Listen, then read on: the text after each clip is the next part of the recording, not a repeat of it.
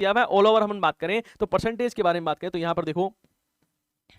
85.68% बच्चे हैं वो यहाँ पर आप कहेंगे ये इतने बच्चे हैं जो परसेंट है वो हैं, ये संख्या बहुत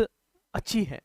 संख्या है वो बहुत अच्छी है। क्योंकि रीज़न क्या था कि मैंने आपको पहले भी बताया कि बच्चों को ये लग रहा था, बहुत सारे ऐसे मतलब आपके सीनियर्स थे उनको ऐसा लग रहा था कि पेपर बिल्कुल ईजी आएगा, हलवा पेपर आएगा, हम आराम से कर लेंगे। मैंने आपको पहले भी यही बोला था और मैं काफ़ी टाइम से यही बोल रहा था कि इसको फोर्थ ग्रेड में समझ लेना, इसका पेपर बहुत अच्छे लेवल का आएगा, जो आप सोच रहे हो उस लेवल का नहीं आएगा और पेपर सच में बहुत अच्छे लेवल का आया है। हम उस पेपर को ईजी नहीं कह सकते, हाँ ये कह सकते हैं कि मॉडरेट था, जिसमें मैथ्स है वो बहुत अच्छे लेवल की पूछी गई थी आपसे, टाइम टेकिंग थी, अच्छी भी नहीं कह सकते, सब हार्ड क्वेश्चन ज़्यादा नहीं थे लेकिन टाइम टेकिंग थे, या फिर कुछ ऐसी चीज़ें थी जो आपकी जैसे कि आपने यदि बहुत डिटेल से चीज़ों को पढ़ी है तभी आप कर पाओगे। जैसे टाइम एंड डिस्टेंस के जो क्वेश्चन थे वो आपने यदि बहुत अच्छे से पढ़े हुए हैं तभी आप कर पाओगे, वरना आप नहीं कर पाओगे। साथ ही टाइम टेकिंग है ना, आपको जो टाइम मिल रहा है उसमें से ये हो रहा है कि आपका मैक्सिमम टाइम हो मैथ्स में ही खर्च हो जा रहा है, तो ऐसी चीज़ें बहुत सारी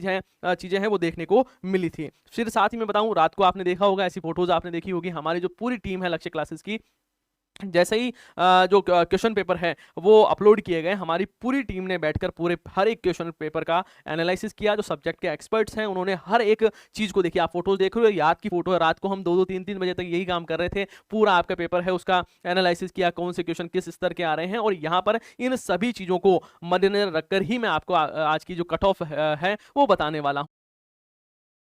कट ऑफ ऐसे बात करें तो इतने ज़्यादा जब पद होते हैं ना तब एग्जैक्ट कट ऑफ बताना बहुत मुश्किल होती है, लेकिन हम पिछले 3-4 पेपर को एनालिसिस करके पदों की संख्या कितनी हुई है, बच्चों से रिव्यू है नहीं कि बिल्कुल ऐसे मैं जादू वादू कर दूं, ये सारी जो चीज़ें हैं वो आंख आधार पर कि हमने देखा, हमारे जो स्टूडेंट्स हैं जो एग्जाम दे गए थे उनसे हमने डिस्कशन किया, टीचर से, सारे जो टीचर्स हैं आपके राहुल सर, अनिल सर ना, करण सर, सभी सीट्स हैं उनसे हमने डिस्कशन किया और कितनी कट ऑफ जा सकती है उसके बारे में बात की। एक तो ये सब कह रहे थे कि पेपर बहुत ईजी आएगा, तो उसके बारे में सोचना है बिल्कुल पेपर है ईजी, आप ये सोच रहे थे पेपर बहुत ईजी आया है, तो पेपर ईजी नहीं आया है, क्योंकि उसमें मैथ्स के बहुत सारे क्वेश्चंस हैं वो आपको देखने को मिलेंगे कि मैथ्स में है वो टाइम टेकिंग होने की वजह से कट ऑफ है वो थोड़ी सी कम जाने के चांसेस है। यहाँ पर एक एक चीज के बारे में बात करें, सबसे पहले बात करें कि भैया जनरल की क्या कट ऑफ जा सकती है,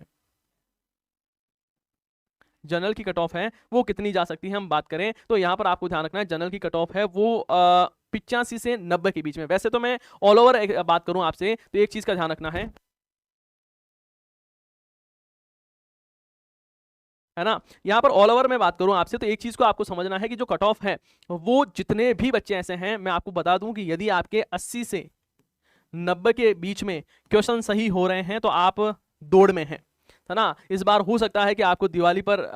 खुशियां मिल जाए, है ना, आपके सिलेक्शन होने के पूरे पूरे चांसेस है यदि आपके 80 से 90 के बीच में क्वेश्चन सही हो रहे हैं। ये ऑल कैटेगरी के लिए हैं। अब आप कहोगे नहीं सर जनरल का अलग बताओ, ओबीसी के बताओ, ईडब्ल्यूएस बताओ, एसटी बताओ, एससी के बताओ, एमबीसी के बताओ, हम हर एक चीज के बारे में बात करेंगे, लेकिन मैं पहले ये चीजें हैं वो आपको क्लियर कर देता हूँ। यदि आपके क्वेश्चन 80 से 90 सही हो रहे हैं, कट कटा के, ये मत करना सर ये मैंने 110 क्वेश्चन करके आया हूँ और ये हो गया यार फलाना हो गया, कट कटा के हैं ये 1/3 आपके नेगेटिव मार्किंग भी है, ये भी ध्यान रखना है। ये तो क्या है कि पदों की संख्या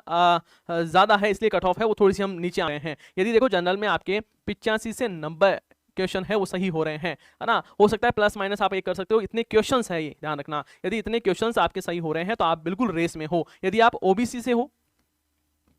और आपके लगभग क्वेश्चन हैं वो मैं मान सकता हूं कि या 83 से लेकर आपके 87 तक के क्वेश्चन सही हो रहे हैं तो बिल्कुल सही है, आप रेस में हो। यदि ईडब्ल्यूएस का भी इसी आसपास ही मान लो, है ना, ईडब्ल्यूएस की बारे में बात करें, ईडब्ल्यूएस, तो यहाँ पर आप मान सकते हो कि लगभग 81 से लेकर 85 तक के आपके क्वेश्चन सही हो रहे हैं, तब आपके सिलेक्शन होने के पूरे पूरे चांसेस हैं वो बनते हैं। यदि आप आते हो एससी से, है ना, एससी से हो या फिर एसटी से हो, यहां पर भी हम बात करें, यदि आप एससी से आते हो और आपके लगभग मैं मानूं कि 79 से लेकर 83 तक आपके क्वेश्चन बैठ रहे हैं, इसके बीच में यदि बैठ रहा है आप प्लस माइनस 1-2 कर सकते हो ना, एक क्वेश्चन इधर उधर कर सकते हो, क्योंकि ये कट ऑफ है वो अनुमानित है वो आपको बता रहे हैं। यदि आप एसटी से हो और एसटी से यदि आपके 75 से लेकर 80 के बीच में बन रहा है तो भी आपका सिलेक्शन होने के चांसेस है। यदि आप एमबीसी से आते हो,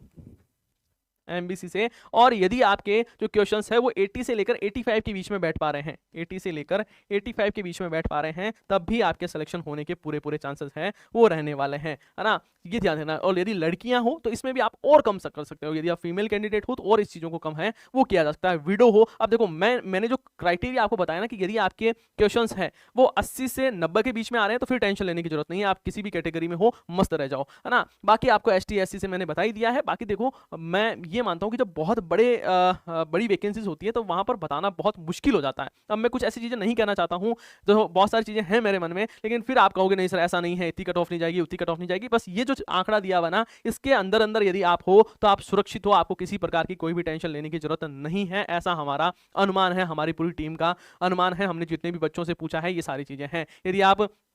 दिव्यांग श्रेणी से आते हो, यदि आप विडो हो, तो भैया और इसको कम कर लो, है ना। लगभग आपके 70 के समथिंग भी मामला बैठ पा रहा है, तो आपको आराम से सिलेक्शन है वो होने के चांसेस पूरे पूरे बनते हैं। तो ये सारी रही कट ऑफ की बात। अब हम बात करें कि यहाँ पर सर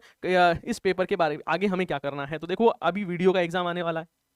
वीडियो का एग्जाम है आपके सामने, आपके एसआई का एग्जाम आपके सामने है, वीडियो का एग्जाम है, एसआई का है, उसके बाद में लैब असिस्टेंट का एग्जाम है आपके, है ना। परिचालन की भर्ती है, परिचालक की भर्ती है आपके पास में, हाईकोर्ट एलडीसी की भर्ती है भैया, हाईकोर्ट एलडीसी की वैकेंसी आपके सामने है। तो इन पर बिल्कुल तैयारी करनी है। रीट एग्जाम है आपके, जो बच्चे ऐसे हैं, है ना, टीचिंग वाले, उनके पास में रीट का एग्जाम है ना। सेकंड ग्रेड का एग्जाम है, उसकी आपको तैयारी करनी है ना। जो बच्चे ऐसे हैं वो आरएस की जल्द वैकेंसी आने वाली है, उसके लिए आपको तैयारी करनी है।